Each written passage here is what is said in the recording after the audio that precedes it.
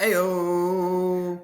Welcome to chapter 4. We're going to be talking about Barbara Oakley's amazing book, Learning How to Learn.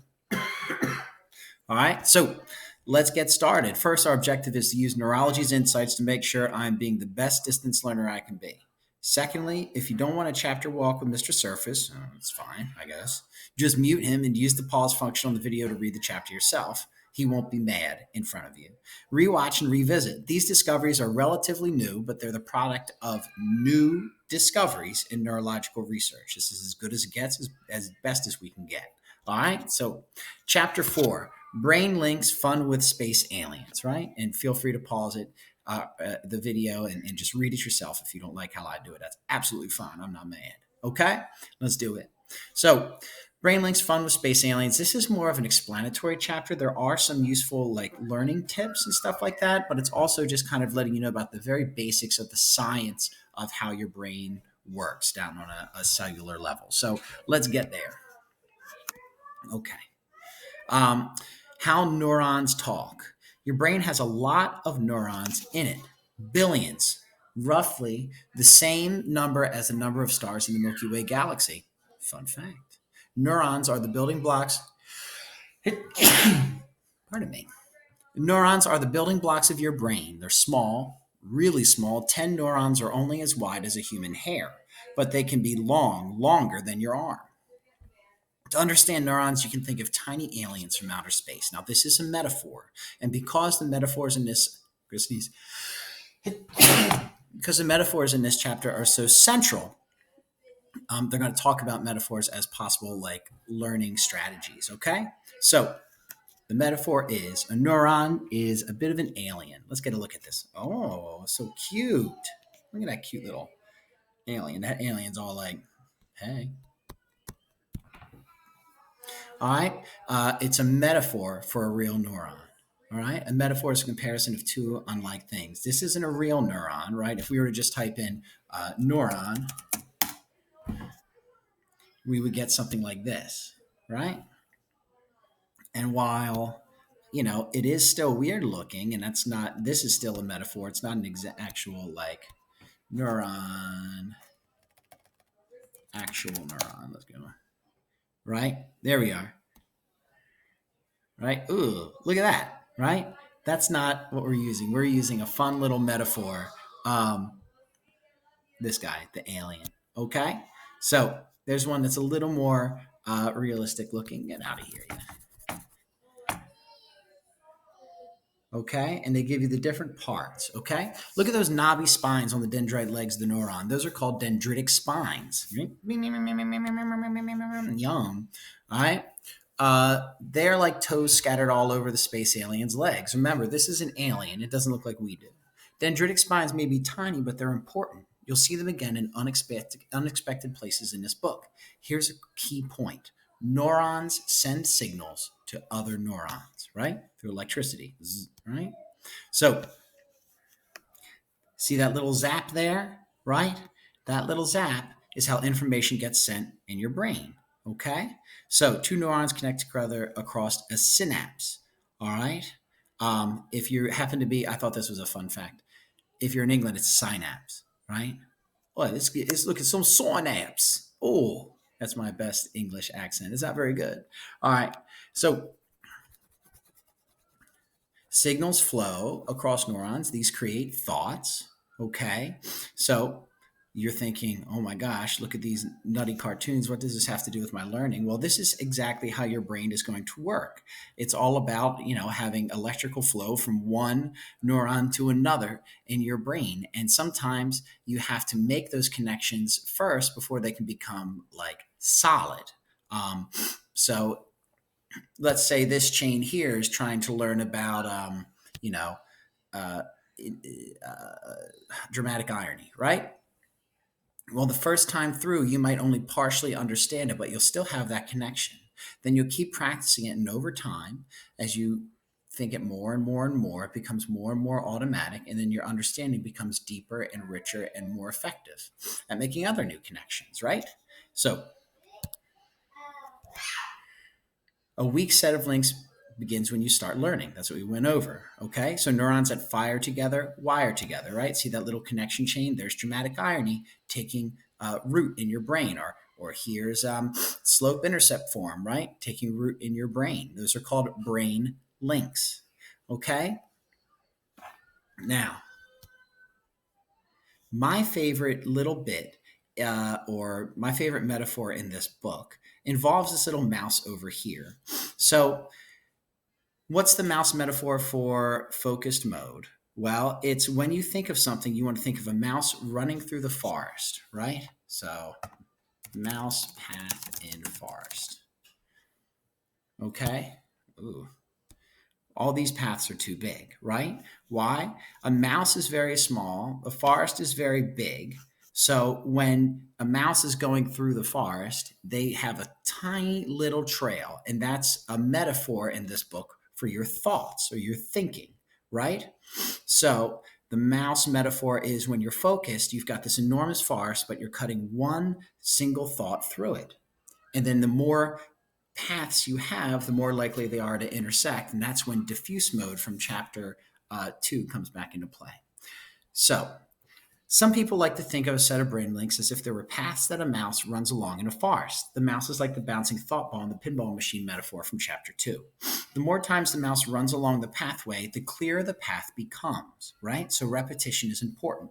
The wider the path, the easier it is to see and to follow it, right? So that first time through, just knocking over the grass and shrubbery or whatever, right? The second time through, you can see it, and then you can go back through it that second time. That third time through, you might be able to make it a richer, more complex path. So then what's the mouse metaphor for the diffuse mode? Simple. In diffuse mode, the mouse, the thought, doesn't run along the path. Instead, the mouse jumps onto a tiny drone and flies to its new location. In other words, it goes from one path to some other location in your brain where you're making other connections. Okay? So this fact that the trails in your brain can change and grow is called neuroplasticity. Neuroplasticity, right? The fact that your brain can learn and change and grow. Neuron mystery. We can go back to that later. Ooh, look at him. This is an EEG sensor on his head, and that's how they measure how your brain is behaving. And look at all those little things. Zap, right? Oh, my goodness. Here's my favorite part as an English teacher. We love metaphors. In other words, we is the human race, and metaphors is not just for English class, right? Or reading class or reading. It is for everyone. We use metaphors to understand things. So I even highlighted it the first time I read through it. Can you tell that we like to use metaphors? A metaphor is a comparison between two things. One thing is something you're familiar with, like an ocean wave. The other thing is something you may not be familiar with, like an electrical wave. Metaphors allow you to connect with what you already know to the new concept you're learning, and this helps you learn faster. An electric wave is not the same as an ocean wave, for example. A neuron is not a space alien, for example. A dendritic spine is not a toe, from if you were reading from earlier, for example, right? So metaphors help us understand new things and make new connections, and that allows the mouse to jump between different paths and for you to have a better neural pathways in your brain. Okay? If you don't like a metaphor or it's not working for you anymore, it's fine to get rid of that metaphor and make a new one, right? The metaphors in this book include zombies, lynx, mice, octopuses, right? All those different things. And the wackier the metaphor, sometimes I say, the better. Okay? You can get a little bit about the guy who discovered the synaptic gap there. Okay. Common excuses in learning. It's easy to come up for excuses for why good learning techniques aren't for you. Here are the most common excuses and how you can challenge them, right? So when you have neuroplasticity, in other words, you can always learn. And even if it's difficult for you for whatever reason, you can do it. So here are some of the excuses they have. I don't have time. If you take the time to work problems and read more slowly and carefully, you will not be able to grow new neural connections, which is the only way you learn. If you quickly run your eyes over the material in a book, it's still just lying there on the page. It's not in your brain. You haven't learned it. This is why you really need to focus while you're doing a Pomodoro from chapter 3. Rereading if necessary, and it helps if you make the best use of your valuable time. Don't just do things to get them done. Do things to get them up here, okay? I don't have a good imagination. Creating metaphors and quirky pictures can help you remember things that might be difficult. You may think that you don't have the same imagination that adults have. Not true. The closer you are in years to your childhood, the more imagination you naturally have. What I'm learning is useless. You don't normally have to do push-ups, pull-ups, or sit-ups in our everyday lives, but still those exercises aren't useless. They help keep us in good physical shape. It's kind of the same for things that you're learning here in school. While they might not have immediate application, they certainly have application to the neural paths they're building. Your teachers are boring. Hey, right? Your teachers give you some facts and ideas, but you're the ones who come up with a story that has meaning for you. In other words, they'll help them make the concept stick. It would be boring if I tried to make things stick for you and leave you nothing to do in your own imagination. So, key terms. Okay, a little summary here. Metaphors are powerful learning tools, right? Okay, here are the questions. The blank that neurons send or other neurons form your blank. Draw a picture of a neuron. We will skip that one since this is of the computer.